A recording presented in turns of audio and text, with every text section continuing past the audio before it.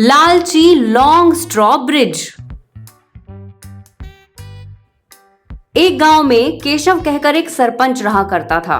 वो काफी कंजूस और हावड़ा किस्म का इंसान था। वहीं सोनूलाल कहकर एक कॉन्ट्रैक्टर रहा करता था। वो बहुत ही ज्यादा लालची था। एक बार की बात है, गांव के सभी लोग भीड़ लगाकर खड़े होते हैं। भाइयों, अब कुछ तो करना ही होगा। आखिर कब तक हम गांव की इस बिगड़ी हुई हालत में जिएंगे? अब तक 2 लोगों का एक्सीडेंट हो गया है उस ब्रिज पर। हाँ यार, तुम सही कह रहे हो। वो पुल इतना पुराना हो गया है कि अगर अब उसकी मरम्मत नहीं हुई तो वो टूट जाएगा। अभी कल ही मेरी भैंसिया उस पुल से गिरकर पानी में बह गई।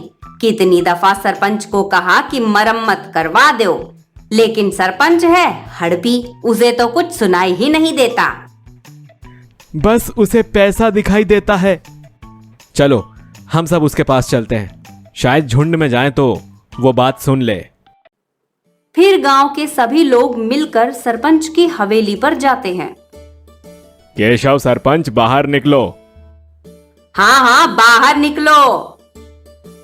हमारी मांगे पूरी करो, पूरी करो, पूरी करो, हमारी मांगे पूरी करो। देख बहरा, घोड़ा कहता है कि मुझे घास नहीं चना खाना है। सरकार, जब घोड़े को चना खाना है तो दे दो ना, क्यों लालच दे रहे हो? सही कह रहे हो। तो बताओ गांव वालों, सुबह सुबह इतना शोर क्यों मचाए जा रहे हो? सरपंच साहब, आप पिछले कई साल से गांव के बाहर का पुल बनवाने के लिए कह रहे हो, लेकिन आज तक वो बना नहीं है और गांव के बाहर जाने का वो एक ही रास्ता है। अगर पुल टूट गया तो क्या होगा?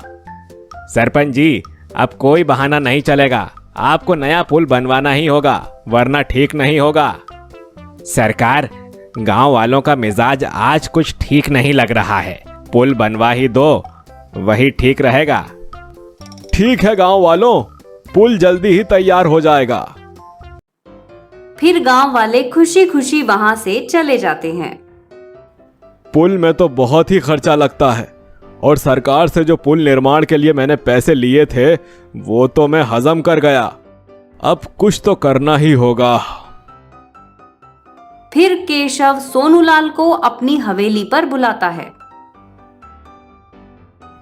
देखो भाई सोनूलाल, ये लो पैसे, और इन्हीं पैसों में एक हल्का सा कमजोर सा पुल बना दो।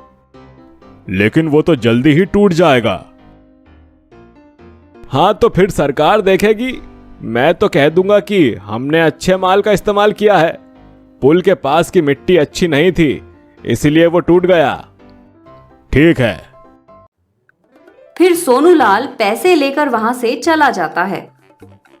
हल्का फुल्का पुल ही तो बनाना है ना, तो इतना पैसा क्यों खर्चा करूं? पैसे बचाकर हल्का पुल ही बनाता हूं।